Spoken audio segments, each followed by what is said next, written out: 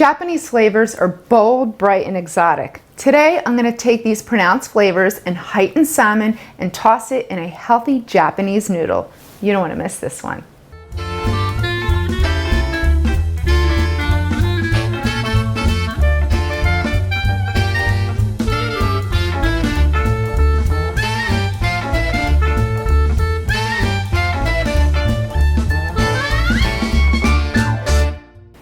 Hey guys, so first to get started on our sesame salmon with our sweet soba noodles. So basically it's like a sweet spicy soba noodles. And first to get started, we're preparing the sauce. So I'm peeling my ginger, and I think I've shown you this a few times before. Best way to peel your ginger, use a spoon. So I'm just getting in between those little nooks and crannies, so that way we can fully peel our ginger and not waste it.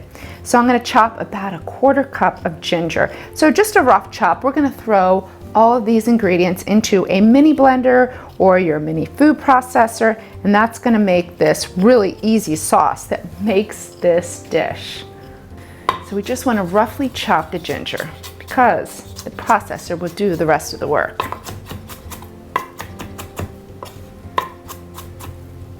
Now we need 1 garlic clove. So the ginger, we have garlic, we have a serrano chili, we have some cilantro, and then soy sauce and mirin. So mirin is a sweetened Japanese sake, and I really love the combination of mirin and soy together. You have that sweet and salty, we have great flavor from the garlic, we have great fresh flavor from the ginger, and then that heat from the serrano. So a way to control the heat in this sauce is add the serrano chili without the seeds. Puree it and then reserve those seeds, add a few of them back in and just stir it until you achieve the right heat that you want. And that way it's not too spicy. That's just a good way, a good little tip to always use anytime you're using hot peppers. Those seeds contain a lot of heat. They're really what you can sort of help control that heat by removing them and then adding them back in as you like. All right, we are prepped, ready to go. Now I just need my serrano. Obviously remove the stem, then cut it lengthwise, and then that way you can remove some of those seeds. I'm gonna take half of them out, and then that way, if I feel like I need a little heat, I'll add half back in. But I love it spicy. Okay. We're good to go. Into the blender, and now we're just going to puree it.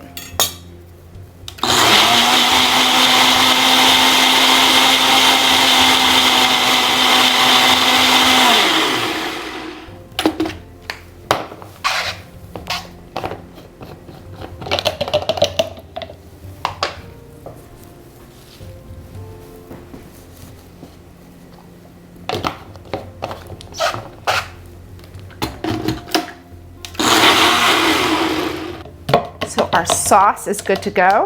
So we're just going to set it aside and prepare our salmon and bring our water to a boil. So we got to prepare our soba noodles. So I'm going to clean up my space and get ready. So you just want to heat your non-stick skillet for about 1 minute while we season our salmon. So here I have king salmon. I love king salmon. It's a little pricey, but it's really, really amazing. So it's a wild salmon and it has a good amount of fat in there. And I prefer it over the farm raised, really, but it's totally your choice. You can use any salmon you like. I do prefer one that has a little bit more fat in it. Fat equals flavor. So here we have some ginger, ground ginger, and some granulated garlic. So again, this is just gonna give great flavor. So we have these flavors echoing in our sauce as well. So I'm just going to season both sides, and then we're going to dip the top of the salmon in some sesame seeds, and then when we sear it, they'll toast. Our pan is good to go. You want your pan to be really hot because once we add the salmon, we want to hear that sizzle. And I think my water is good to go. I'm going to add the soba while we're making the salmon. So soba is a Japanese buckwheat noodle. So it's a healthy noodle and it's really delicious, but it cooks quick. So think of it as like a capellini in terms of its cooking time. It will cook in 2-3 minutes. If you overcook it, it becomes really mushy and unpleasant, so don't overcook it.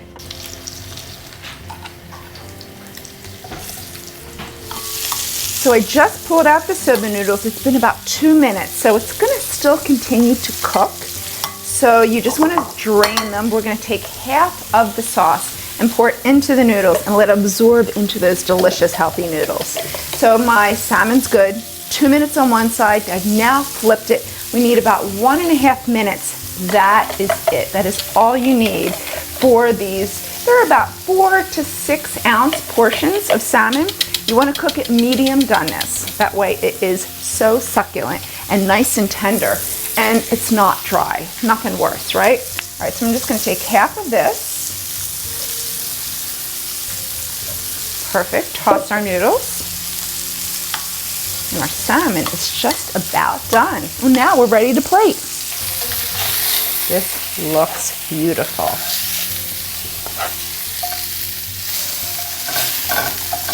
My son loves fish, so he's going to be really happy.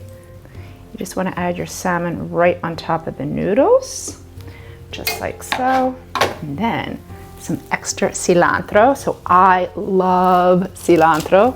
In fact, I have to say it like that because to me it's such an exotic, beautiful flavor. So a little extra on top.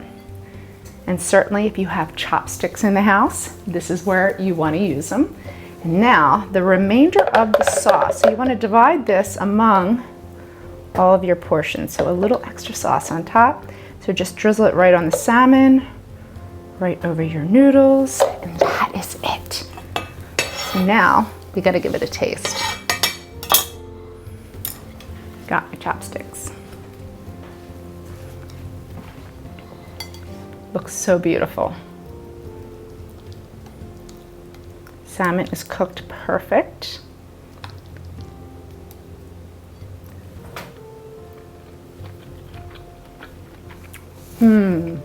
So delicious. You have all those beautiful fresh flavors from the garlic and the ginger. And now these great, healthy, delicious noodles.